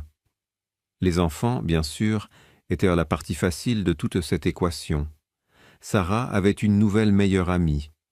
Michael avait une figure de grand frère qui lui apprenait des figures à vélo, et tous deux, dans leur innocence enfantine, reconstruisaient des ponts que les adultes avaient brûlés. Un dimanche, 1 mois après leur emménagement, Daniel m'a invité à déjeuner. « À la maison, » dit-il. « Teresa prépare du mollet. Elle dit que c'est ton plat préféré. » J'ai hésité. « Papa, » supplia Daniel, « s'il te plaît, les enfants te manquent et j'ai besoin que tu vois que j'essaie. » J'y suis allé. Je suis entré dans cette maison, le cœur battant. Je n'y étais pas allé depuis la nuit où j'étais parti. Tout semblait pareil, mais différent. Il y avait les dessins d'Andrea sur le réfrigérateur, le vélo de Miguel sur le porche, des rires de vie. « Papy !» Sarah a couru pour me serrer dans ses bras. « Tu es venu !» Michael m'a aussi serré dans ses bras, plus grand que dans mes souvenirs. « Tu m'as manqué, papy !» Teresa m'a accueilli avec une étreinte. « Entrez, Bernard, votre maison, votre table. » Émilie était dans la cuisine. Elle m'a vu et a essuyé nerveusement ses mains sur son tablier. « Bernard, dit-elle, merci d'être venu. »« Merci de m'avoir invité, ai-je répondu. Nous nous sommes regardés, un homme et une femme qui avaient été en guerre, deux personnes qui n'étaient pas encore amies, mais qui apprenaient à coexister. Le mol sent délicieusement bon, ai-je dit. Teresa m'a appris sa recette, a admis Émilie. C'est meilleur que le mien. C'était la première fois que je l'entendais admettre que quelqu'un faisait quelque chose de mieux qu'elle. Nous nous sommes tous assis pour manger, 11 personnes autour d'une seule table. Miguel a raconté une blague. Andrea a chanté une chanson apprise à l'école. Michael a montré ses bonnes notes. Sarah a exhibé un dessin qu'elle avait fait de sa nouvelle grande famille. Nous étions tous sur le dessin. Teresa, ses enfants, Daniel, Émilie, leurs enfants, et moi au centre avec une couronne dessinée sur ma tête. « Tu es le roi, papy », a expliqué Sarah, « parce que tu nous as tous réunis. » Je me suis effondré. J'ai pleuré devant tout le monde. Daniel a pris ma main. « Merci, papa, de ne pas nous avoir abandonnés. »« Merci, ai-je murmuré, de me revoir enfin. » Après le déjeuner, Émilie a demandé à me parler seule à seule. Nous sommes sortis dans le petit jardin, le même où j'étendais le linge. « Bernard, » commença-t-elle d'une voix tremblante, « je sais que je n'ai aucun droit de te demander quoi que ce soit. Je sais que je t'ai blessé de manière impardonnable, mais je veux que tu saches que je suis en thérapie, une thérapie individuelle, pour travailler sur mes insécurités, mon besoin de contrôle, tout. » « J'en suis ravi, ai-je dit sincèrement. Teresa m'apprend beaucoup, continua-t-elle, sur l'humilité, sur la gratitude. Elle a perdu son mari, elle a perdu sa maison, et elle sourit toujours chaque jour. Elle est reconnaissante pour ce qu'elle a. Et moi, j'avais tout, et je n'ai jamais cessé de me plaindre. Elle essuya une larme. Je ne te demande pas de me pardonner. Je te demande juste de me laisser essayer d'être meilleur, de voir que j'essaie. Je l'ai regardée. Cette femme qui m'avait rendu invisible, qui avait prévu de se débarrasser de moi, qui m'avait humilié pendant 3 ans. Mais je voyais aussi une femme brisée qui tentait de se reconstruire. Le pardon, lui ai-je dit, ne se demande pas. Il se gagne par les actes, par le temps, par un véritable changement. Je le sais, et je suis prêt à voir si tu peux y parvenir. Son visage s'est illuminé d'espoir. Vraiment ? Vraiment ? Mais Émilie, si jamais tu traites à nouveau quelqu'un de cette maison avec méchanceté, si jamais tu redeviens la personne cruelle que tu as été avec moi, cet accord sera rompu. Compris. Compris. 6 mois plus tard, en octobre, les choses avaient radicalement changé. Daniel et moi avions reconstruit notre relation. Elle n'était pas parfaite, mais elle était réelle et honnête. Nous nous voyions 2 fois par semaine, nous parlions au téléphone. Il me demandait réellement mon avis, pas seulement par politesse. Émilie s'était beaucoup améliorée. Elle était toujours fière, mais elle avait appris à se maîtriser, à être reconnaissante, à partager. Un jour, elle m'a appelé. « Bernard, pourrions-nous prendre un café, juste nous deux ?» J'ai accepté, curieux. Nous nous sommes rencontrés dans un café neutre. « Je veux t'offrir quelque chose, » a dit Émilie, sortant des papiers de son sac. J'ai économisé et j'ai parlé à la banque. Je peux obtenir un prêt. Elle a fait glisser les papiers vers moi. « Je veux racheter tes 60% de la maison sur 5 ans, avec des paiements mensuels de 2 300 €. Tout est calculé ici avec un intérêt juste. » Je suis resté silencieux en lisant. « Pourquoi ? ai-je demandé. Parce que c'est la bonne chose à faire, a-t-elle dit simplement. C'est ta maison, ton investissement, ton sacrifice, et nous avons vécu de ta générosité trop longtemps. Je pensais que tu voulais garder la maison gratuitement, ai-je dit avec un sourire ironique. L'Émilie d'il y a 1 an le voulait, a-t-elle admis. L'Émilie d'aujourd'hui veut gagner les choses, veut payer ce qu'elle doit, veut dormir sans culpabilité. J'ai examiné les chiffres. C'était une offre juste, très juste. Et Teresa et ses enfants, a-t-elle ajouté, nous leur avons proposé de rester en tant que locataires officiels si tu acceptes de vendre avec un vrai contrat, un loyer équitable. Ils ont accepté. Les enfants sont inséparables. Et Teresa est devenue mon amie, ma conscience externe. J'ai souri. D'accord, ai-je dit. J'accepte. Émilie a expiré, soulagée. Merci de m'avoir donné cette chance de ne pas nous avoir détruits alors que tu aurais pu. Je ne gagne rien à te détruire, Émilie. Je gagne à voir ma famille guérir. Aujourd'hui, 1 an et 3 mois après cette nuit-là, je suis parti avec ma valise. Je suis assis dans mon petit appartement loué dans le centre-ville de Saint-Martin-du-Lac. J'ai 69 ans. J'enseigne le tricot les mardis et jeudis au centre communautaire. Je vais en thérapie 1 fois par mois pour moi-même. Je fais des promenades avec Linda tous les matins. Daniel vient me rendre visite tous les dimanches. Parfois, il amène les enfants. Parfois, il vient seul et nous cuisinons ensemble comme quand il était enfant. Émilie m'envoie des SMS de temps en temps, des photos des enfants, des recettes. Elle a fait de petits gestes qui montrent qu'elle essaie. Teresa et moi sommes des amis proches. Ses enfants m'appellent Oncle Bernard. Et les 850 € de loyer que je reçois chaque mois, plus les 2300 € du plan de paiement d'Émilie, me permettent de vivre avec dignité, avec indépendance, avec paix. Ai-je retrouvé ma famille? Pas complètement. Certaines blessures ont laissé des cicatrices permanentes. Mais j'ai retrouvé quelque chose de plus important. J'ai retrouvé mon moi. J'ai retrouvé mon nom, ma voix, mon droit d'être traité avec respect. Et j'ai appris que parfois l'amour le plus important n'est pas celui que l'on donne, c'est celui que l'on se donne à soi-même. La semaine dernière, Sarah m'a offert un nouveau dessin. C'était moi, debout devant une maison, une valise à la main et un sourire sur le visage. En dessous, elle avait écrit en lettres inégales « Mon grand-père Bernard, l'homme le plus courageux que je connaisse, parce qu'il a su quand partir et quand il était prêt à revenir. » Je l'ai encadrée dans mon salon parce que cette fillette de 7 ans avait compris ce que beaucoup d'adultes ne comprennent jamais. Rester là où l'on souffre n'est pas de l'amour, c'est une habitude. Et briser cette habitude, même si ça fait mal, même si ça fait peur, même si ça donne l'impression d'être égoïste, est la chose la plus aimante que l'on puisse faire pour soi-même. Aujourd'hui, je dors paisiblement dans mon propre lit, dans mon propre espace, dans ma propre vie. Et quand je me regarde dans le miroir, je vois enfin ce que je cherchais depuis 3 ans. Un homme visible, un homme de valeur, un homme libre. C'est dimanche après-midi. Je suis dans le parc de Saint-Martin-du-Lac avec Michael et Sarah.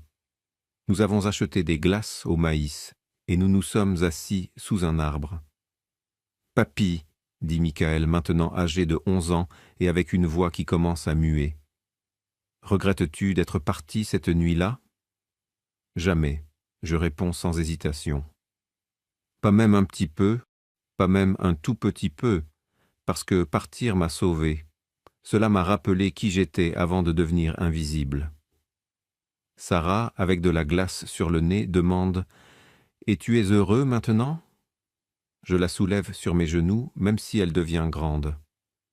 Maintenant, je suis heureux parce que je suis là où je choisis d'être, pas là où je suis toléré. Daniel arrive avec un café pour moi. Il s'assied à côté de moi. « Les enfants me demandent si nous pouvons faire ça tous les dimanches, dit-il. L'heure de la glace au parc avec papy. J'adorerais ça. Mon fils sourit, ce sourire sincère que je n'avais pas vu depuis des années. Papa, je sais que je le dis souvent, mais merci de ne pas nous avoir abandonnés, de nous avoir appris la leçon la plus difficile dont nous avions besoin. De rien, mon fils. Sais-tu ce que mon thérapeute m'a dit la semaine dernière? Ce qu'il a affirmé? Ce que j'ai fait n'était pas une vengeance, c'était de la justice réparatrice, parce que je les ai fait affronter les conséquences sans les détruire. Je leur ai donné une chance de changer. Ton thérapeute est sage, répond Daniel. Nous restons là, sous cet arbre, à regarder les enfants courir. Et je pense à toutes les femmes qui m'ont écrit après ma publication Facebook. Celles qui avaient trouvé le courage de partir, celles qui avaient posé des limites, celles qui avaient retrouvé leur dignité. Et j'ai compris que mon histoire n'était jamais seulement la mienne. Elle appartenait à nous tous. Les invisibles, les exploités, ceux qui avaient tout donné, espérant en retour quelques miettes de respect. Parce que la vraie richesse ne réside pas dans ce que l'on possède, mais dans ce que l'on ne permet pas qu'on nous prenne. Et moi, Bernard Socorro Mendoza, veuf de Rosa, âgé de 69 ans, j'ai retrouvé mon âme, et personne ne me la volera plus jamais. Si cette histoire a touché votre cœur, si elle vous a fait réfléchir sur votre propre valeur, ou si vous connaissez quelqu'un qui a besoin de l'entendre, laissez-moi un commentaire. Dites-moi d'où vous regardez. Et si vous avez déjà dû choisir entre rester là où l'on vous blesse ou partir pour vous sauver, mettez un « j'aime » si cette histoire vous a rappelé qu'il n'est jamais trop tard pour retrouver votre dignité. Et abonnez-vous à la chaîne, car ici, nous continuerons à partager des histoires vraies d'hommes et de femmes courageux qui ont choisi de se respecter. Parce qu'au final, la leçon la plus importante est celle-ci. L'amour qui n'inclut pas le respect n'est pas de l'amour. C'est une habitude. Et les habitudes qui vous blessent sont faites pour être brisées. Merci d'avoir écouté mon histoire. Si elle vous a touché, laissez un like, écrivez en commentaire ce qui vous a le plus touché et abonnez-vous à la chaîne. Il y aura encore beaucoup d'autres histoires.